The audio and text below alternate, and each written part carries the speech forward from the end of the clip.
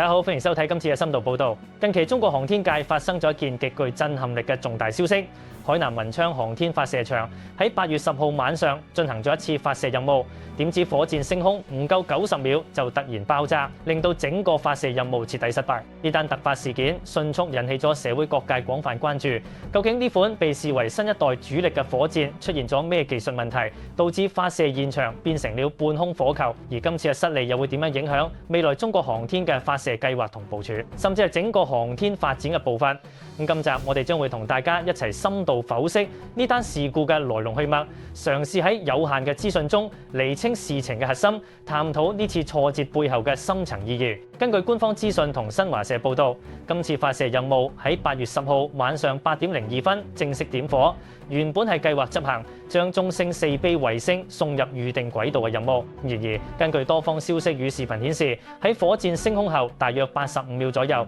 飛行過程就出現咗嚴重異常。多段網絡流傳嘅現場畫面顯示，火箭當時正處於1級同2級分離之前，突然喺空中炸成一團巨大火球，碎片隨即散落。現場目擊者見到嘅震撼景象，顯示當時火箭已經完全失控。目前呢場爆炸事故已經由官方證實發射任務失利。值得留意係，目前針對具體爆炸原因，當局仍然處於進一步分析排查嘅階段。雖然事故原因未明，但網上有關該次發射失敗嘅影片更係迅速被移除。呢種處理手法隨即引發咗公眾對於事件背後真相以及航天技術可靠性嘅激烈討論。大家都係問，點解一架看似準備充足、肩負重任嘅火箭，會喺短短1分鐘多啲嘅時間內就突然失靈，變成一團火光？今次涉及嘅長征7號改運載火箭喺中國航天系統當中，絕對係舉足輕重嘅主力構型。根據公開資料，呢款火箭係由中國運載火箭技術研究院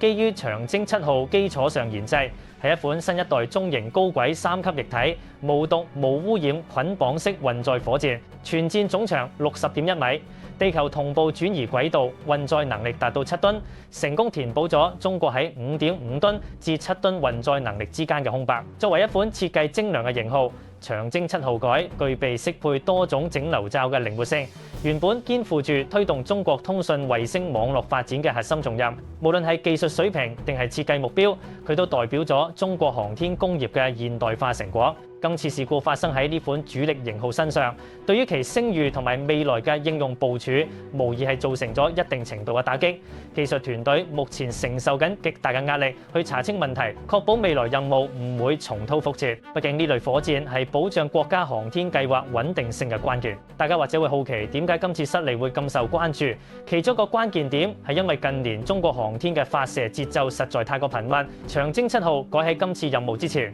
先啱啱喺7月29號嗰晚成功將天鏈3號01星送入太空。換言之，兩次任務之間嘅發射間隔只有短短12日，呢個節奏可以話係極之緊湊，甚至創造咗長征7號甲同埋新一代長征運載火箭最短發射間隔紀錄。高密度發射雖然係展現技術成熟度同埋工業產能嘅一種重要指標，但與此同時，外界難免會產生質疑，係咪呢種極限節奏令到地勤維護、研發團隊喺質量檢控以及後勤支援上出現咗某啲冇辦法預見嘅疏漏或者過度疲勞呢？呢啲都係外界評論關注嘅焦點。喺追求數字同效率嘅同時，航天安全始終係冇辦法妥協嘅底線。節奏過快係咪引發今次悲劇嘅原因之一？確實值得深入深思同檢討。講到今次失事嘅載荷中星4 B 衛星，呢個絕對係事件中令人極為可惜嘅一部分。據相關行業資訊同分析指出，呢類中星系列衛星通常擔負住國家層面嘅重要通訊任務，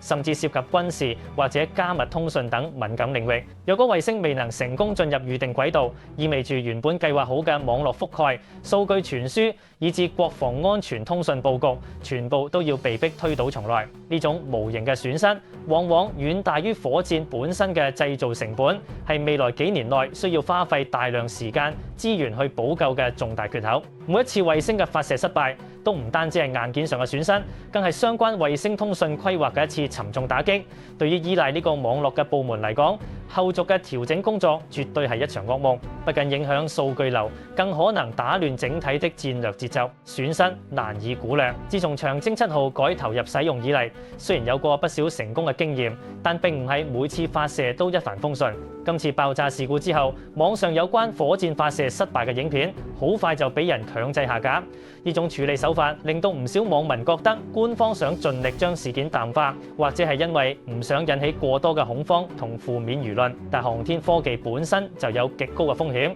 任何一個細微數據偏差或者零件異常，都足以導致全盤皆輸。面對公眾對於中國航天發展嘅疑問，如果官方處理態度只係停留喺一句排查緊，確實難以平息外界嘅各種揣測。公眾渴望得到嘅唔單止係官方冷冰冰嘅聲明，而係更多關於失敗細節嘅透明度。唯有誠實面對技術挑戰，先可以令公眾重新建立信心，而唔係將問題收埋掩耳盜鈴，只會加深大眾嘅不信任感。我哋睇翻長征7號改嘅技術特點，佢之所以被視為主力，係因為佢結合咗新技術同成熟系統，但航空工程從來都唔係1+1等於2咁簡單，複雜嘅系統往往意味住更多嘅失效點。今次火箭升空85秒後爆炸，呢個時間點通常係1級發射段結束，準備分離嘅關鍵時刻。如果問題出喺1級發動機或者分離機構，咁就證明呢個環節喺高強度運作下可能仲未夠穩定。每一次嘅發射失敗都係對過往設計哲學嘅一次考驗。對於工程師嚟講，嗰幾分鐘嘅畫面係極度沉重嘅，但亦都係收集數據嘅珍貴時刻。只有深入分析呢85秒入面發生嘅所有參數，先可以揾到真正嘅病灶，避免喺未來重蹈覆轍。呢啲都係航天工業必須經歷嘅陣痛，係科技進步必經嘅過程。喺呢場意外之前，中國航天其實正處於一個瘋狂衝刺嘅階段。2026年可以話係長征系列火箭高密度發射嘅關鍵一年。文昌發射場全年嘅發射量甚至創下咗新紀錄。呢種追求速度同效率嘅模式，雖然展示咗中國工業嘅強大製造力同埋野心，但亦都有唔少評論指出，極高密度發射會唔會過度消耗資源，或者令到工序出現原本唔應該有嘅隱患呢？有人可能會話，失敗乃成功之母。呢句說話喺航天領域聽落好合理，但現實係殘酷嘅。每一次發射背後都係天文數字嘅資金投入，仲有幾千名工程師、無數個日日夜夜嘅心血。如果因為追求發射節奏而導致失誤，呢種代價實在太大，令到整個行業不得不重新評估發展策略。究竟係量重要定係質更加重要？放眼全球航天市場，發射失敗其實並唔罕見。即使係國際頂尖嘅商業航天公司，亦都經歷過多次爆炸試驗。但係中國作為一個航天大國，每一次發射嘅政治同經濟含義都比較重。外界會攞呢次失敗去評估中國航天嘅可靠性，甚至會有人質疑呢種高密度發射策略係咪需要調整？官方要如何回應呢次事故，並且喺下次發射之前建立足夠嘅信心，係未來幾個月嘅重點。航天科技嘅路雖然漫長，但人類追求太空資源嘅野心永不停止。長征7號改嘅呢次失利，可能會成為佢哋技術升級嘅一個轉捩點。歷史話俾我哋知，往往係喺呢啲跌倒嘅時刻，工程師先會發現最深層嘅隱患，從而造就未來更加穩健嘅設計，令下一次升空變得更加安全可靠。總括嚟講，無論科技幾咁先進，喺自然法則同未知嘅航天風險面前，人類依然要時刻保持敬畏之心，並從每一次嘅挫折中汲取教訓，繼續砥礪前行。